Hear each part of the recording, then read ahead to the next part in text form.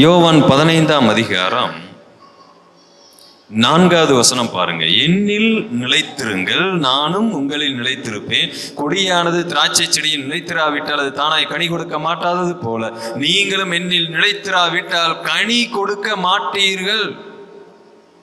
நானே திராட்சை செடி, நீங்கள் கொடிகள். ஒருவன் என்னிலும் நான் அவனிலும் நிலைத்திருந்தால் அவன் மிகுந்த கனிகளை கொடுப்பான். என்னை அல்லாமல் உங்களால் ஒன்றும் செய்யக்கூடாது. எனக்கு அன்பானவர்களே, இரண்டாவது, நீங்கள் தேவனோடு ஐக்கியத்தில் உறவில் இருந்தால் தேவனுடைய சுபாவத்தை வெளிப்படுத்துவீர்கள். ரொம்ப சிம்பிளான ஒரு அடையாளம். மனம் பதறுகிற ஒரு பிரச்சனை உங்களுக்கு இருக்காது. திடீரென்று நான் இப்படி பேசிவிட்டேன் இல்லை. கோபப்படும் போது மட்டும் நான் அப்படி நடந்துகிட்டேன் பிரதர், மற்றபடி நான் யாரு, ரொம்ப நல்லவன் பிரதர். எல்லாருமே அந்த பிரச்சனையில தான் இருக்கிறான். அவிசுவாசிகள் கூட, கர்த்தரை அறியாதவர்களுக்கும் அந்த பிரச்சனை தானே இருக்கிறது. கோபப்படும் பொழுது மட்டும் அவர்கள் யாராய் மாறி விடுகிறார்கள், வேறு ஒரு நபராய் மாறி விடுகிறார்கள். எனக்கு அன்பானவர்களே, நீங்கள் தேவனுடைய ஐக்கியத்தில், ரிலேஷன்ஷிப்ல, உறவில் இருந்தீங்கன்னு சொன்னா நீங்கள் தேவனுடைய சுபாவத்தை வெளிப்படுத்துவீர்கள். இயேசு கிறிஸ்து கனியை பற்றி பேசுகிறார். இந்த கனி என்பது அது நம்ம வெளிப்படக்கூடிய பேச்சிலிருந்து, குணாதிசயத்திலிருந்து, நற்கிரியைகளிலிருந்து எல்லாவற்றையும் குறிக்கக்கூடியதாக இருக்கிறது. நீங்கள் ஒரு நடமாடும் நற்கிரியைகளாக, நீங்கள் நடமாடும் தேவனுடைய சாயலை வெளிப்படுத்தக்கூடியவர்களாக இருப்பீர்கள். அதற்கு நான் என்ன செய்ய வேண்டி இருக்கிறது? தேவனோடு உறவில் இருக்க வேண்டி இருக்கிறது 24/7. ஆகவேதான் என்னை அல்லாமல் நீங்கள் ஒன்றும் செய்யக்கூடாது என்று சொல்லுகிறார். எப்பொழுதெல்லாம் நீங்களா இல்லையோ அப்போ ஒன்ன முடிவு பண்ணிக்கங்க, நீங்கள் தேவனோடு ஐக்கியத்தில் இல்லை என்பதை முடிவு பண்ணிக்க. எப்பொழுதெல்லாம் என்னுடைய கண்ட்ரோல் மீறி போயிருச்சு பிரதர், நானா இப்படி செஞ்சேன், ஐயோ என்னை நானே கட்டுப்படுத்த முடியவில்லை என்று எப்பொழுது சொல்லுகிறீர்களோ அப்பொழுது நீங்கள் தேவனோடு ஐக்கியத்தில் இல்லை. அப்ப கண்ட்ரோல் மீறி போயிருச்சுன்னா யாருடைய கண்ட்ரோலுக்கு போயிருச்சு?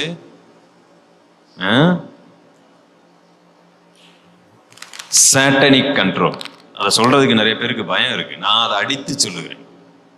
ஏன்னா நம்ம எபேசியர் 2ல வாசிக்கிறோம், ஆகாயத்து அதிகார பிரபுவினுடைய ஆவிக்கு ஏற்றபடியாக நீங்கள் நடந்து கொண்டீர்கள் அப்படின்னு எபேசியர் 2ஆம் அதிகாரம் 2வது வசனம் சொல்லுகிறது. ஒரு விசுவாசிய, ஒரு சாத்தானானவன், ஒரு பிசாசு அப்படி இருதயத்தில் புகுந்து அப்படியே ஆட்கொள்ளக்கூடிய வேலை செய்யும்னு நான் சொல்ல வரல. ஆனால் அவன் தான் நினைத்ததை, தன்னுடைய குணாதிசயத்தை, தன்னுடைய விருப்பத்தை, இச்சையை, செய்கையை உங்களை செய்ய வைக்க முடியும். உங்களுடைய மாம்சத்தில் அதை கொண்டு வர முடியும், உங்கள் சிந்தையில் அதை கொண்டு வர முடியும். ஆகவேதான் நான் சொல்லுகிறேன், எப்பொழுதெல்லாம் உங்களுடைய கண்ட்ரோல் இல்லையோ அப்போ ஒரு விஷயத்தை யோசிச்சுங்க. என் கண்ட்ரோல் இல்லாம பேசிட்டேன், நான் என்னுடைய சுபாவத்தில் இது இல்லவே இல்லை, நானா இப்படி செஞ்சுட்டேன், எனக்கே தெரியவில்லை, அப்படி எல்லாம் எப்ப நினைக்கிறீங்களோ அப்ப நீங்களும் இன்னொரு ஆளும் கூட்டு சேர்ந்துக்கிட்டீங்கன்னு அர்த்தம். எனக்கு அன்பானவர்களே, பிசாசினுடைய இச்சையின்படி செய்யும்படி பிடிக்கப்பட்டிருக்க கூடியவர்கள் என்று சொல்லப்பட்டிருக்கிறது அல்லவா? இந்த பிசாசு என்ன செய்யும்? ஆட்கொள்ளும். அதை குறித்து அல்ல. அப்படி ஆட்கொண்டா அவனை உலகத்துல யாராலும் கண்ட்ரோல் பண்ண முடியாது, செயின்ல தான் கட்டி வைக்கணும்.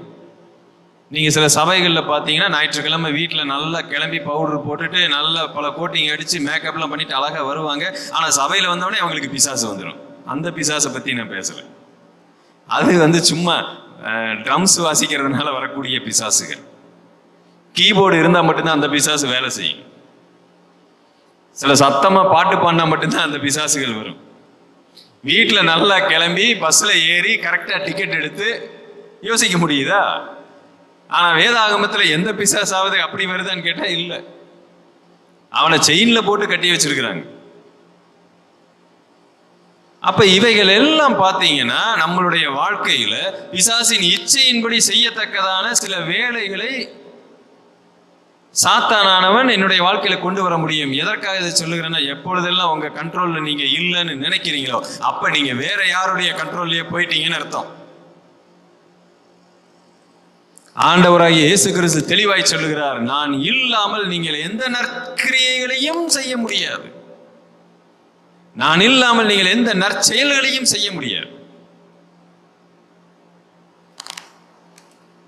சோ நீங்கள் தேவனோட ஐக்கியத்துல இருக்கிறீங்க அப்படிங்கிறதுக்கு மிகப்பெரிய ஒரு எவிடன்ஸ் என்னன்னு கேட்டீங்கன்னா, ஃப்ரூட் ஆஃப் ஸ்பிரிட், ஆவியினுடைய கனி, கேரக்டர்.